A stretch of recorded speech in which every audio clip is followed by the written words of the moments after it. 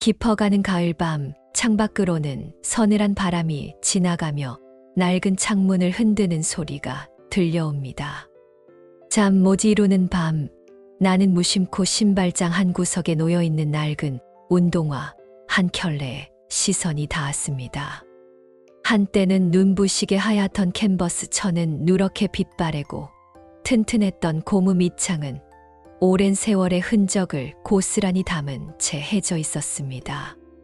거친 솔기로 수없이 문질러도 지워지지 않는 거뭇한 때와 여기저기 터지고 갈라진 실밥들은 그 운동화가 지나온 험난한 시간을 증언하고 있었죠. 마치 이 세상의 풍파를 온몸으로 맞서 싸워온 나의 고단했던 청춘을 그대로 보여주는 것 같았습니다.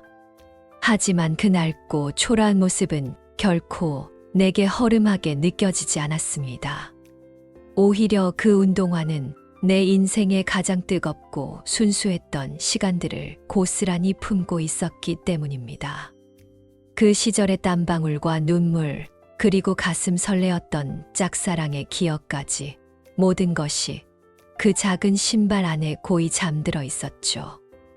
마치 낡은 사진첩 속 빛바랜 사진처럼 그 운동화는 내 청춘의 한 페이지를 그대로 옮겨 놓은 듯 했습니다.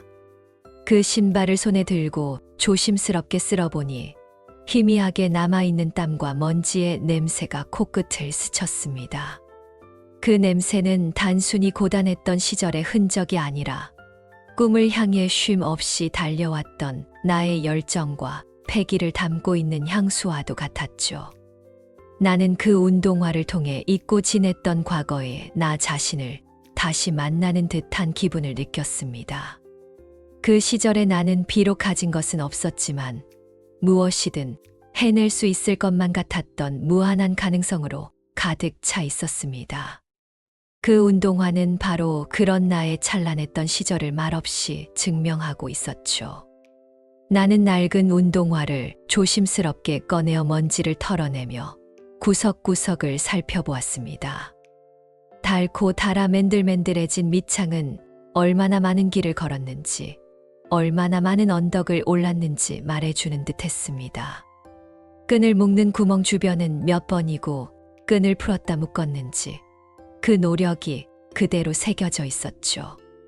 운동화의 캔버스 천은 단순한 섬유가 아니라 나의 젊음이 새겨진 기록물이었습니다.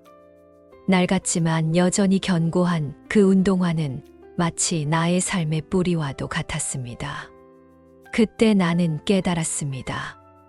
이 운동화는 단순히 신발이 아니라 나의 인생을 지탱해 온 소중한 유산이라는 것을. 그 안에는 나의 첫걸음, 첫 좌절, 그리고 첫 성공의 기억들이 살아 숨쉬고 있었습니다. 이 운동화를 보며 나는 앞으로도 어떤 어려움이 닥치더라도 이 낡은 신발이 나에게 주었던 용기와 희망을 잊지 않으리라 다짐했습니다. 이 신발은 나의 과거와 현재를 이어주는 든든한 다리였고 미래를 향해 나아갈 힘을 주는 나침반이었습니다. 1980년대 초 20살에 나는 모든 것이 낯선 세상의 문 앞에 서 있었습니다. 충청도의 작은 읍내를 떠나 처음으로 도착한 부산은 제게 미지의 세계 그 자체였죠. 기차역을 나서자마자 마주친 도시는 숨 막힐 듯한 활기로 가득 차 있었습니다. 거리는 화려한 네온 사인으로 번쩍였고 쉴 새 없이 오가는 자동차들과 온갖 사람들로 북적이는 풍경은 시골에서 온 나에게는 놀라움 그 자체였죠. 나는 마치 거대한 미로 속에 홀로 서 있는 어린아이처럼 어리둥절한 표정으로 주위를 둘러보았습니다. 이 도시는 내가 살던 조용하고 평화로운 시골 마을과는 너무나도 달랐습니다. 사람들은 모두 빠른 걸음으로 어딘가로 향하고 있었고 그들의 얼굴에는 피곤함과 함께 알 수 없는 긴장감이 서려 있었습니다. 나는 이 거대한 도시의 낯선 풍경 속에서 고향을 떠나온 나의 존재가 한없이 작게 느껴졌습니다. 하지만 동시에 이 도시가 나에게 새로운 기회를 줄 것이라는 막연한 기대감도 함께 피어올랐습니다. 새로운 삶에 대한 기대와 두려움이 뒤섞인 채 나는 내 첫 직장이 될 운동화 공장의 문을 조심스럽게 열었습니다. 삐걱거리는 낡은 철문이 열리자 코를 찌르는 역한 고무 냄새와 함께 삐걱거리는 기계 소리가 귓가에 맴돌았습니다. 공장 안은 내가 상상했던 것과는 사뭇 다른 모습이었습니다. 끝없이 늘어선 컨베이어 벨트 위로 수많은 운동화들이 쉴 새 없이 지나가고 있었고 그 주위에는 나처럼 꿈을 안고 고향을 떠나온 어린 공순이들이 가득했죠. 그들은 모두 낡은 작업복을 입고 있었지만 그들의 눈빛은 희망으로 가득 차 있었습니다. 우리는 저마다 다른 사연을 품고 있었지만 모두가 더 나은 내일을 꿈꾸는 같은 마음을 가지고 있었습니다. 부모님께 매달 생활비를 보내고 동생들의 학비를 보태고 언젠가 우리도 이 도시에서 당당하게 자리 잡고 싶다는 소박하지만 간절한 꿈을 꾸고 있었죠. 그곳은 단순한 일터가 아니라 같은 꿈을 꾸는 우리가 서로의 존재만으로도 위안을 얻고 의지할 수 있는 작은 공동체였습니다. 나는 그 속에서 나 자신을 발견했습니다. 비록 낯선 환경과 낯선 사람들 속에서 혼자였지만 우리 모두는 같은 꿈을 꾸고 있었죠. 서로의 눈빛에서 우리는 각자의 가족을 향한 사랑, 그리고 더 나은 미래에 대한 희망을 읽었습니다. 공장에서 나는 혼자가 아니었습니다. 우리는 모두 함께였습니다. 이 낯선 도시에서 낡고 오래된 공장에서 우리는 서로에게 의지하며 새로운 삶을 시작했습니다. 그곳은 비록 냄새나고 시끄러운 공간이었지만 우리들의 뜨거운 열정과 순수한 꿈으로 가득 차 있었습니다. 우리는 서로를 보며 웃고 서로를 보며 힘을 얻었습니다. 그곳은 단순한 공장이 아니라 우리의 청춘이 시작된 신성한 장소였습니다. 우리는 그곳에서 땀을 흘리며 운동화를 만들었고 그 운동화는 우리의 꿈을 싣고 세상으로 나아갔습니다. 공장의 새벽은 언제나 고된 노동으로 시작되었습니다. 새벽 일찍부터 울려 퍼지는 삐걱거리는 기계 소리와 코를 찌르는 역한 고무 냄새는 일상이 되었고 우리는 그 속에서 하루 종일 손을 멈추지 않고 운동화 밑창을 붙이고 끈을 꿰고 꼼꼼하게 박음질을 했습니다. 손가락에는 늘 굳은 살이 박히고 물집이 잡히는 것이 당연한 일이었고 뜨거운 공기 속에서 흘린 땀은 비 오듯 옷을 적셨습니다. 작업복은 늘 땀과 기름때로 얼룩져 있었고 손은 거칠고 투박하게 변해갔죠. 하지만 누구도 힘든 내색을 하지 않았습니다. 우리는 묵묵히 자신의 자리에서 맡은 일을 해냈습니다. 서로의 눈빛을 보며 이만하면 괜찮아, 우리 할 수 있어 라고 말하는 듯한 무언의 위로를 주고받았습니다. 고향에 계신 부모님께 매달 꼬박꼬박 보내야 할 생활비와 동생들의 학비를 생각하면 이 정도 고통쯤은 아무것도 아니라고 서로를 위로했습니다. 우리는 서로의 눈빛에서 같은 절실함을 읽었고 그것만으로도 큰 힘을 얻었습니다. 땀과 눈물로 얼룩진 우리들의 청춘은 그렇게 묵묵히 제 몫을 다하며 흘러가고 있었습니다. 그 시절의 고단함 속에서도 우리는 결코 희망을 잃지 않았습니다. 오히려 서로를 의지하며 하루하루를 버텨냈던 그 시간들이 있었기에 지금의 내가 있다는 것을 깨닫게 됩니다. 그 시절에 우리는 비록 가난했지만 서로에게 기댈 수 있는 어깨가 있었고 함께 웃고 울 수 있는 동료가 있었습니다. 그 시간들은 내게 잊을 수 없는 소중한 기억으로 남았습니다. 우리는 땀을 흘리며 운동화를 만들었고 그 운동화는 우리의 꿈과 희망을 담고 세상으로 나아갔습니다. 한 켤레의 운동화에는 단순히 고무 밑창과 캔버스 천이 아니라 우리들의 순수한 열정과 간절한 소망이 담겨 있었습니다. 우리는 작업 중에도 서로에게 말을 걸며 피로를 잊으려 노력했습니다. 오늘 점심은 뭐 나오려나? 어제 밤에 들었던 라디오 방송 너무 재밌었지 않아? 같은 시시콜콜한 이야기들이 고된 노동의 시간을 잠시나마 잊게 해주는 소중한 순간들이었죠. 간혹 컨베이어 벨트가 멈춰 잠시 쉬는 시간이 생기면 우리는 서로의 손을 마주보며 얼마나 굳은 살이 박혔는지 비교하기도 했습니다. 야, 내 손 좀 봐. 완전 곰 발바닥 같지 않냐? 라고 농담을 던지며 서로의 아픔을 웃음으로 승화시키기도 했습니다. 그런 사소한 행동들이 우리를 끈끈하게 묶어주는 유대감을 형성했습니다. 우리는 서로의 삶의 무게를 이해했고 그 무게를 함께 나누는 것이 얼마나 큰 위안이 되는지 알고 있었습니다. 공장에서 흘린 땀은 단순한 노동의 결과가 아니라 우리의 젊음이 만들어낸 아름다운 이야기의 재료였습니다. 그 모든 순간들은 훗날 우리가 기억하게 될 가장 순수하고 아름다운 청춘의 한 페이지였죠. 그 시절을 회상하면 고된 노동의 기억보다는 서로에게 위안이 되어 주었던 따뜻한 마음들이 먼저 떠오릅니다. 가끔은 너무 지쳐서 모든 것을 포기하고 주저앉고 싶을 때도 있었습니다. 끝없이 이어지는 반복적인 작업과 고된 노동은 나의 몸과 마음을 지치게 했죠. 특히 월급날이 멀어질수록 고향에 대한 그리움과 외로움은 더욱 커져갔습니다. 그럴 때마다 옆자리에서 일하던 춘자 언니는 내게 먼저 다가와 손을 내밀어 주었습니다. 준이, 힘들지. 그래도 우리 버텨야지. 이 공장에서 가장 예쁜 운동화를 만드는 손은 바로 우리 손 아니겠나. 그녀는 그렇게 말하며 힘없이 늘어진 내 어깨를 다독여 주었고 그 따뜻한 한마디는 내게 큰 위로가 되었습니다. 그녀의 말은 단순한 격려를 넘어 내가 혼자가 아니라는 사실을 깨닫게 해주었습니다. 춘자 언니는 나보다 2살 많았지만 오랜 공장 생활로 다져진 노련함과 함께 언제나 나를 친동생처럼 살뜰히 챙겨주는 마음씨 따뜻한 언니였습니다.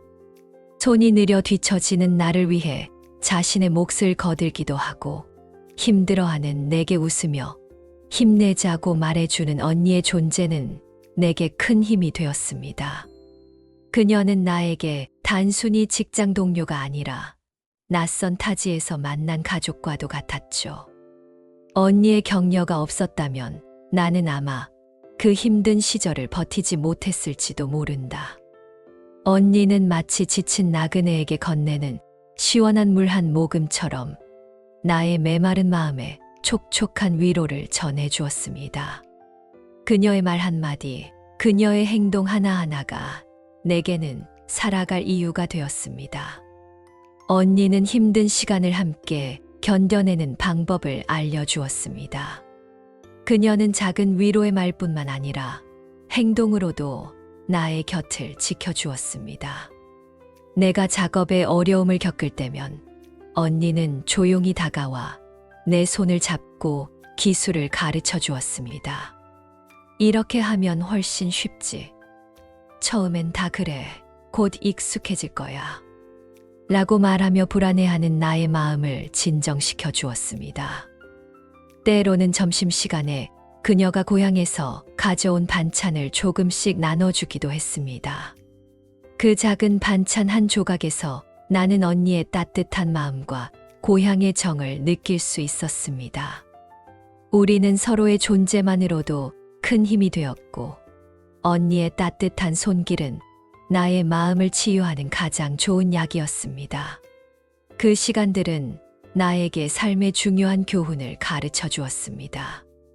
어려운 순간에는 혼자가 아니라는 것, 그리고 작은 친절과 따뜻한 말 한마디가 얼마나 큰 힘이 될 수 있는지를 춘자 언니는 나의 청춘을 함께 보낸 소중한 친구이자 영원한 가족으로 남았습니다. 그녀는 나의 힘든 시절을 함께 걸어준 나의 가장 든든한 동반자였습니다. 고된 공장 생활 속에서 유일한 낙은 바로 점심시간이었습니다. 왁자지껄한 웃음소리가 가득한 식당에서 먹는 김치찌개는 세상 어떤 진수성찬보다도 맛있었고, 우리는 밥을 다 먹고 나면 삼삼오오 모여 앉아 서로의 소박한 꿈에 대해 이야기하곤 했습니다. 춘자 언니는 돈을 모아 동네 어귀에 예쁜 옷가게를 차리고 싶다고 했고, 나는 고향에 계신 부모님께 비바람을 막아줄 수 있는 작은 집이라도 한 채 지어드리고 싶다고 말했습니다. 어떤 친구는 고향에 돌아가 조그만 미용실을 차리고 싶다고 했고, 또 다른 친구는 빵 가게를 열고 싶다고 했죠. 우리는 서로의 꿈을 들으며 진심으로 응원했습니다. 낡고 해진 작업복을 입고 있었지만 우리의 꿈은 그 어떤 운동화보다도 반짝였고, 서로의 꿈을 응원하며 웃고 떠들던 그 시간들은 내게 소중한 추억으로 남아 있습니다. 현실의 고단함 속에서도 우리의 마음만은 자유롭고 희망으로 가득했습니다. 우리는 점심시간을 통해 잠시나마 고된 현실을 잊고 꿈을 향한 열정을 다시금 되살릴 수 있었습니다. 서로에게 긍정적인 에너지를 불어넣어주며 우리는 함께 미래를 그려나갔습니다. 이 시간을 통해 우리는 서로에게 힘이 되어주는 존재임을 다시금 확인했습니다. 우리의 꿈은 거창하지 않았지만 그 꿈을 향한 마음만큼은 누구보다 뜨거웠습니다. 우리는 낡은 작업복을 입고 있었지만 우리의 마음속은 밝은 희망으로 가득 차 있었습니다. 서로의 꿈을 응원하며 우리는 언젠가는 꼭 해낼 거야 라고 다짐했습니다. 그 다짐은 우리를 더 힘차게 일하게 만드는 원동력이 되었죠. 점심시간은 마치 작은 섬과도 같았습니다. 고단한 노동의 바다 한가운데서 잠시 정박하여 숨을 고르고 미래의 항해를 위한 지도를 그리는 시간이었죠. 우리는 각자의 꿈을 이야기하며 마치 그 꿈이 이미 이루어진 것처럼 즐거워했습니다. 나중에 옷가게 차리면 우리 순이한테 제일 예쁜 옷 제일 먼저 줄게 라는 춘자 언니의 말에 나는 그럼 나는 언니 가게 옆에 작은 운동화 가게를 차려야겠다 고 화답했습니다. 우리는 서로의 꿈을 응원하고 격려하며 현실의 무게를 덜어냈습니다. 비록 당장에는 꿈을 이룰 수 없다는 것을 알고 있었지만 서로에게 꿈을 이야기하는 것만으로도 충분히 행복했습니다. 그 시간들은 우리가 땀 흘려 일하는 이유를 다시금 상기시켜 주었고 지친 몸과 마음에 새로운 활력을 불어넣어 주었습니다. 우리의 꿈은 단순한 상상이 아니었습니다. 그것은 우리가 하루하루를 버티게 해주는 강력한 에너지였으며 서로를 향한 따뜻한 마음이 모여 만들어진 소중한 공동체의 상징이었습니다. 우리는 꿈을 나누며 서로에게 더 가까워졌고 우리의 우정은 더 단단해졌습니다. 그러던 어느 날 공장에 새로운 작업 반장님이 오셨습니다. 그의 이름은 민수 오빠였어요. 그는 우리와는 달리 하얗고 깨끗한 손으로 기술을 가르쳐 주었고 늘 따뜻한 미소로 우리를 격려해 주었습니다. 그는 묵묵히 자신의 일을 해나가면서도 힘든 우리를 위해 가끔 재미있는 이야기도 해주고 어려운 일이 있으면 누구보다 먼저 나서서 도와주었죠. 그는 우리가 기계처럼 일하는 존재가 아니라 한 사람 한 사람 소중한 존재임을 일깨워 주었습니다. 땀과 기름때로 얼룩진 우리에게 그는 마치 한 줄기 빛과 같았고 그의 존재는 삭막했던 공장 생활에 작은 활력을 불어넣어 주었습니다. 그의 등장으로 공장 분위기는 이전보다 훨씬 밝고 활기차게 변했습니다. 우리는 그의 따뜻한 격려와 배려 덕분에 힘든 노동 속에서도 웃음을 잃지 않을 수 있었습니다. 그는 단순히 일을 지시하는 사람이 아니라 우리의 마음까지 헤아려 주는 사람이었습니다. 그의 따뜻한 눈빛은 우리 모두의 지친 마음을 어루만져 주었습니다. 민수 오빠는 우리가 단순히 생산량을 채우는 노동력이 아니라 꿈과 감정을 가진 사람임을 존중해 주었습니다. 그는 작업 중간중간 우리에게 휴식을 권했고, 너무 무리하지 마, 천천히 해도 괜찮아 라고 말하며 우리의 노고를 인정해 주었습니다. 그는 우리에게 수고했어요 라는 따뜻한 말을 아끼지 않았고, 그의 진심 어린 격려는 우리 모두에게 큰 힘이 되었습니다. 그는 단지 반장님이 아니었습니다.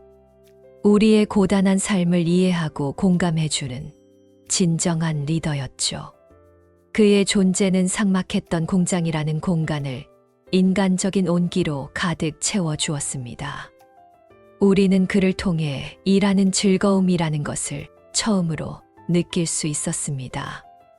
그의 말 한마디, 행동 하나하나가 우리에게는 큰 의미로 다가왔고, 우리는 그를 위해 더 열심히 일하고 싶은 마음이 들었습니다. 그가 온 이후로 공장은 더 이상 차가운 기계 소리만 가득한 곳이 아니었습니다. 따뜻한 온기가 흐르는 살아있는 공간으로 변해갔습니다. 나는 그런 작업 반장님을 남몰래 좋아하게 되었습니다. 그가 나를 향해 환하게 웃어주거나 힘내라며 어깨를 토닥여줄 때면 하루의 고단함이 눈 녹듯 사라지는 기분이었죠. 그의 따뜻한 눈빛과 목소리는 내 마음속 깊은 곳까지 스며들어 알 수 없는 설렘을 안겨주었습니다. 하지만 나는 감히 그에게 내 마음을 고백할 엄두조차 내지 못했습니다. 나 같은 공순이에게 반장님은 너무나도 높은 사람이라고 생각했기 때문입니다. 나는 그저 멀리서 바라보는 것만으로도 행복했습니다. 짝사랑의 설렘은 삭막한 공장 생활의 한 줄기 설렘이 되어 주었고, 나의 하루를 버티게 해주는 원동력이 되었습니다. 나는 그가 지나가는 소리만 들어도 심장이 두근거렸고, 그의 뒷모습만 봐도 가슴이 벅차올랐습니다. 나는 그를 통해 처음으로 누군가를 사랑한다는 감정이 얼마나 아름다운 것인지 깨닫게 되었습니다. 비록 이루어질 수 없는 사랑이라 할지라도 그를 향한 순수한 마음은 나의 청춘을 더욱 빛나게 만들었습니다. 민수 오빠를 향한 마음은 나의 삶을 완전히 바꿔 놓았습니다. 이전에는 단순히 하루를 버티는 것에 급급했다면, 이제는 그를 한 번이라도 더 보기 위해, 그의 목소리를 한 번이라도 더 듣기 위해 하루를 기다렸습니다.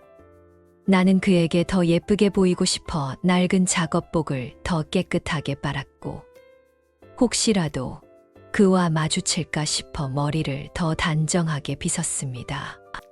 나의 삶은 그를 중심으로 돌아가기 시작했죠.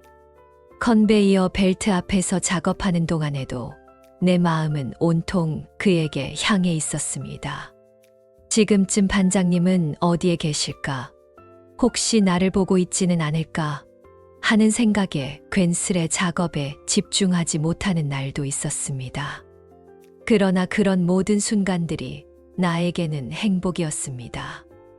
나의 마음속에는 그를 향한 순수한 열정이 가득했고, 그 열정은 나를 더 나은 사람으로 만들고 있었죠. 나는 그를 통해 사랑이라는 감정이 얼마나 삶을 풍요롭게 만들 수 있는지를 배웠습니다. 그는 나의 삶에 새로운 의미를 불어넣어준 나의 첫사랑이었습니다.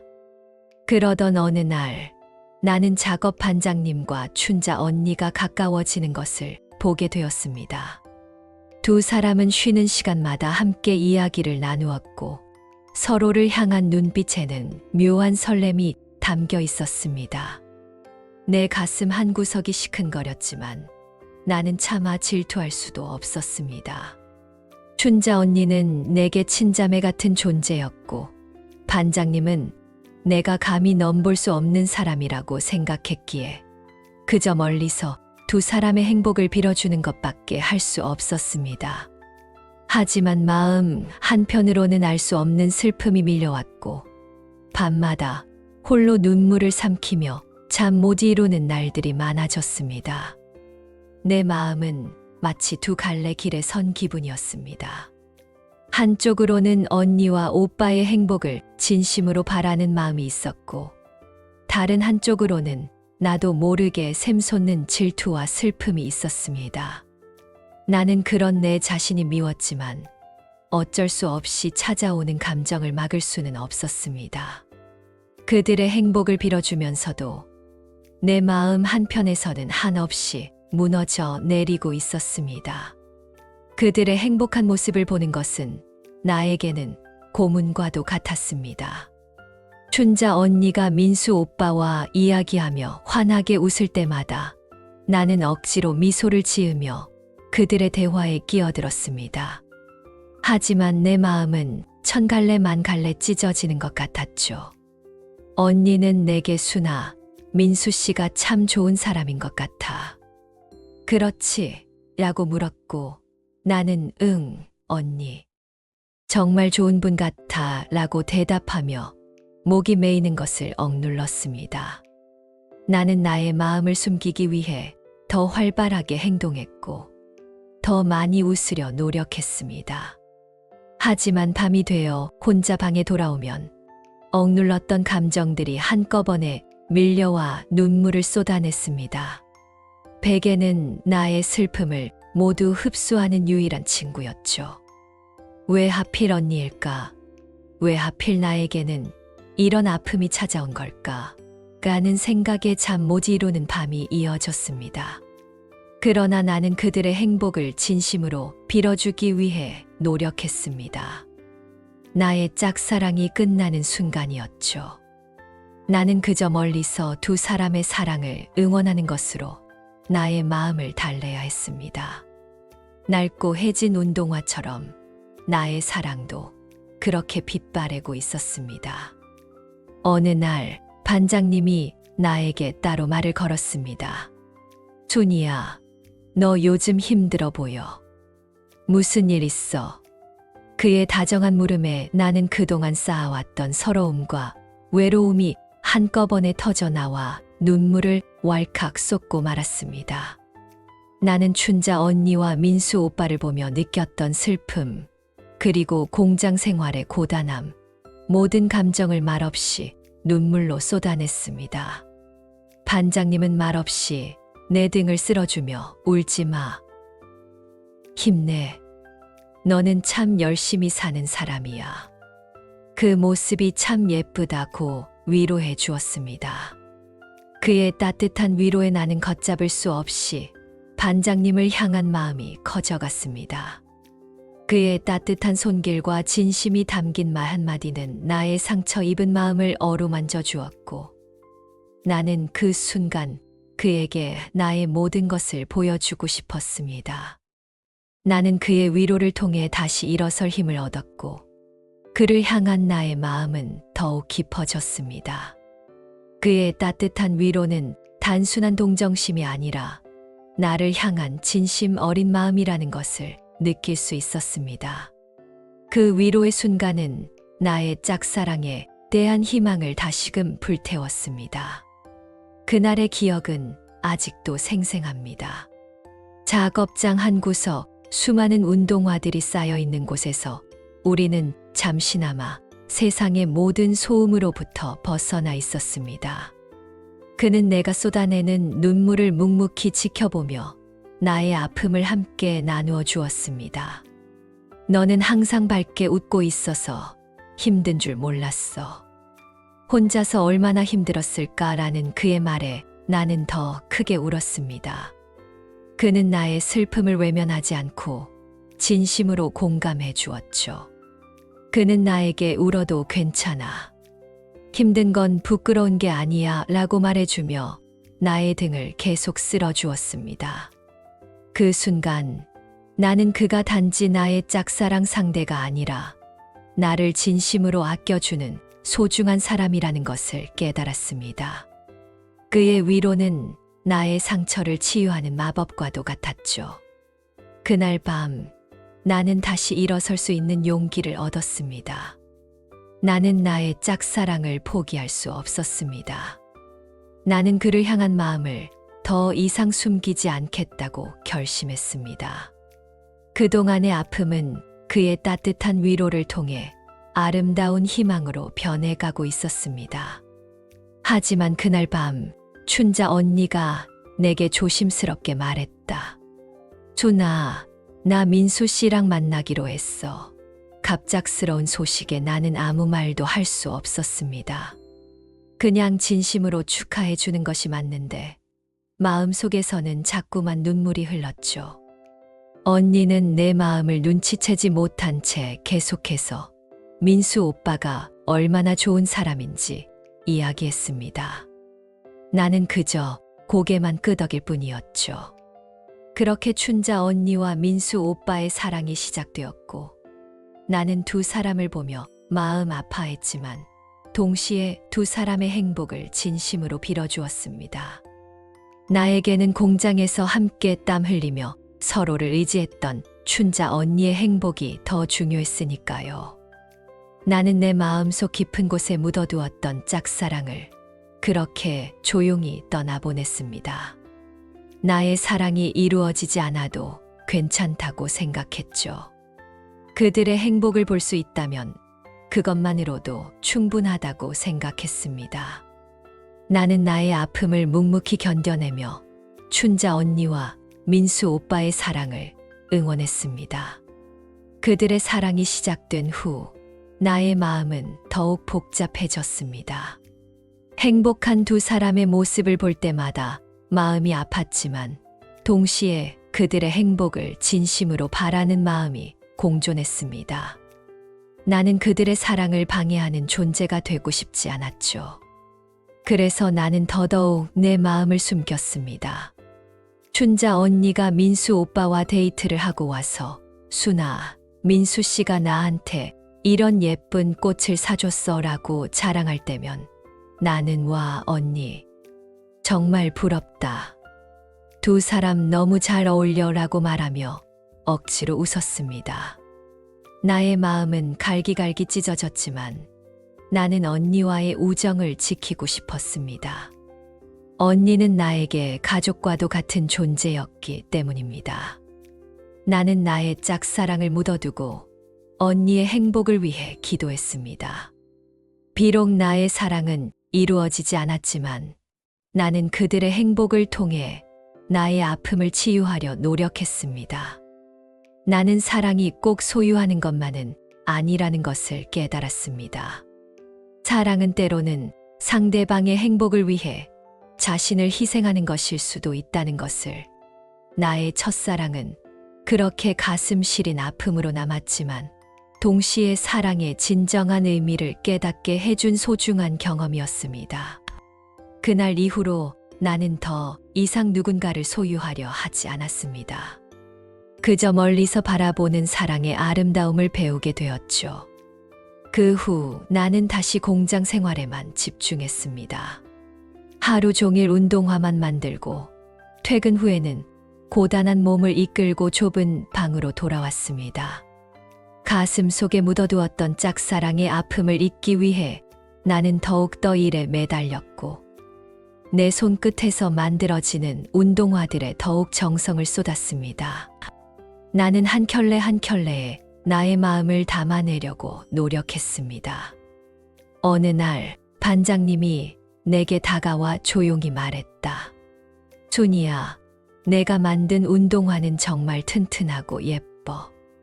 내 정성이 담겨 있어서 그런가 봐. 그의 칭찬에 나는 괜스레 얼굴이 붉어졌고 내 노력이 누군가에게 인정받았다는 생각에 가슴이 따뜻해졌습니다. 그의 칭찬은 내게 큰 힘이 되었습니다. 나는 그 칭찬을 통해 나의 노력이 헛되지 않았음을 확인했고 다시 힘을 내어 일할 수 있었습니다. 나는 나의 아픔을 승화시켜 운동화에 대한 열정으로 바꾸어 나갔습니다. 나는 짝사랑의 아픔을 이겨내기 위해 운동화에 나의 모든 감정을 쏟아부었습니다. 나는 한 켤레의 운동화를 만들 때마다 이 신발을 신는 사람은 행복했으면 좋겠다는 바람을 담았습니다.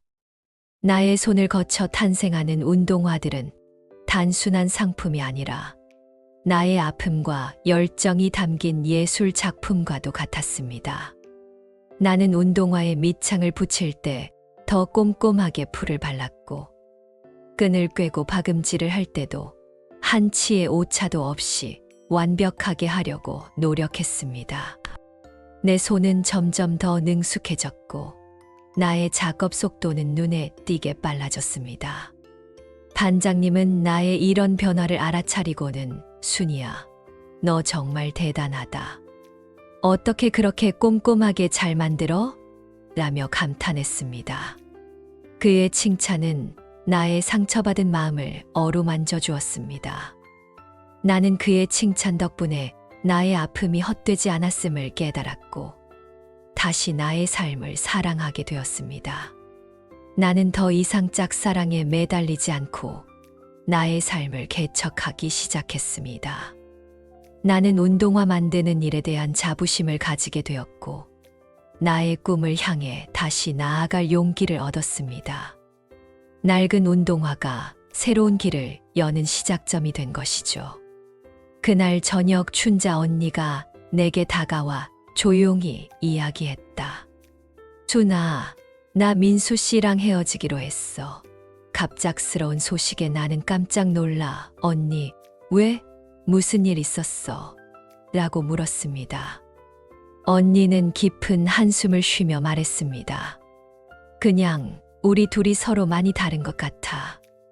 민수 씨는 꿈이 큰 사람인데 난 그냥 작은 옷가게나 차리면서 소박하게 살고 싶거든. 서로 바라는 미래가 너무 달라서 이대로 계속하는 건 아닌 것 같아서 춘자 언니는 결국 미련 없이 민수 오빠와의 관계를 정리했습니다. 나는 언니의 결정을 존중하면서도 마음 한편으로는 알 수 없는 복잡한 감정에 휩싸였습니다. 그리고 며칠 뒤 언니는 공장을 그만두고 고향으로 내려갔습니다. 떠나기 전 언니는 내게 마지막 인사를 건넸습니다. 준아, 넌 참 착한 아이야. 그리고 민수 씨는 너 같은 사람이랑 잘 어울릴 것 같아. 언니의 마지막 말에 나는 그저 어색하게 웃을 뿐이었지만 마음속으로는 알 수 없는 기분이 들었습니다. 언니가 내 마음을 눈치채고 있었던 걸까 하는 생각에 가슴이 뛰었지만 동시에 언니와의 이별에 대한 아쉬움으로 마음이 복잡했습니다. 나는 언니의 마지막 말에서 진심을 느낄 수 있었습니다. 언니는 자신의 행복보다 나를 더 생각해 주고 있었던 것이죠. 나는 언니에게 고맙다고 말하고 싶었지만 차마 입이 떨어지지 않았습니다. 그저 언니를 따뜻하게 안아줄 뿐이었죠. 그 포옹에는 서로를 향한 진심과 말로 다 표현할 수 없는 많은 감정들이 담겨 있었습니다. 언니가 떠나고 난 후 나는 한동안 공허함을 느꼈습니다. 늘 내 곁에서 힘이 되어주던 언니의 빈자리가 너무나도 크게 느껴졌죠. 하지만 나는 언니의 마지막 말을 되새기며 마음을 다잡았습니다. 언니는 나를 위해 민수 오빠를 포기한 것일까? 아니면 정말로 서로의 미래가 달랐던 것일까? 나는 그 질문에 대한 답을 알 수 없었지만 언니가 나를 진심으로 아끼고 있었다는 사실만은 확실하게 느낄 수 있었습니다. 언니는 나에게 너는 충분히 사랑받을 자격이 있는 사람이라고 말해주고 싶었던 것 같았죠. 언니의 마지막 말은 나에게 큰 위로가 되었고 나는 그 위로를 통해 나의 짝사랑에 대한 미련을 완전히 떨쳐낼 수 있었습니다. 나는 언니에게 배운 대로 더 넓은 마음으로 세상을 바라보려 노력했습니다. 언니의 따뜻한 마음은 나에게 큰 가르침을 주었고, 나는 그녀의 빈자리를 채울 수 있도록 더 강하고 성숙한 사람이 되기로 결심했습니다. 춘자 언니가 떠난 후 민수 오빠는 나에게 더 자주 말을 걸어왔습니다. 그는 춘자 언니와 헤어진 후 한동안 힘들어 보였지만 다시 밝은 미소를 되찾았고 나와 함께 보내는 시간이 많아졌습니다. 어느 날 그는 내게 운동화 한 켤레를 건네주며 말했습니다. 이건 내가 직접 만든 거야.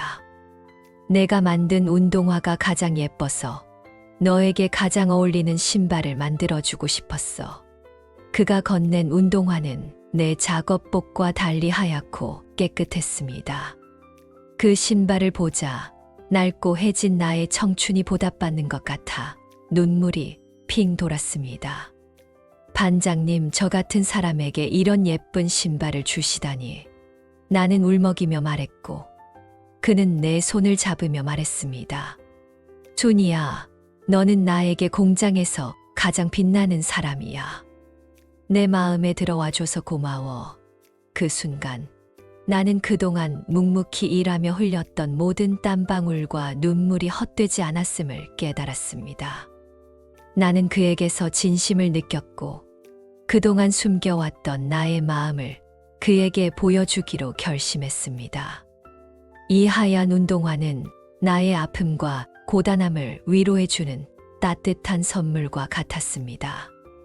나는 그의 손에 잡힌 내 손을 보며 가슴이 벅차올랐습니다.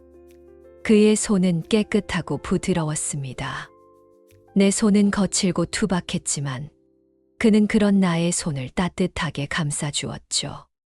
그는 나에게 나는 너의 묵묵함과 성실함이 좋았어. 항상 자신의 자리에서 최선을 다하는 모습이 나에게 큰 감동을 주었어 라고 말했습니다. 그의 말 한마디 한마디는 나의 마음속 깊은 곳까지 스며들었습니다. 나는 그에게 저도 반장님이 처음 공장에 오셨을 때부터 좋아했어요 라고 용기를 내어 고백했습니다.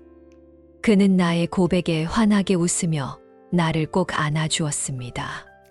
그의 품은 따뜻했고 나는 그 품에서 안심과 행복을 느꼈습니다. 그가 나에게 선물한 운동화는 단순한 신발이 아니었습니다. 그것은 나의 짝사랑에 대한 그의 화답이었고 우리의 새로운 사랑이 시작되는 증표였죠.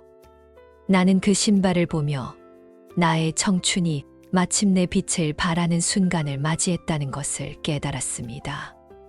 낡은 운동화가 나의 과거를 담고 있다면 이 하얀 운동화는 나의 미래를 담고 있는 듯 했습니다. 그렇게 우리는 사랑을 시작했습니다.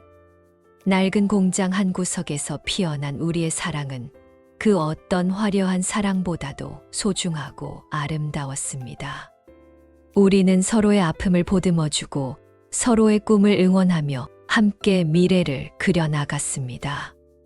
낡은 운동화 밑창을 붙이던 투박한 손은 이제 사랑하는 사람의 손을 잡고 더 넓은 세상으로 나아갈 용기를 얻었죠. 우리는 서로에게 희망이자 버팀목이 되어 주었습니다.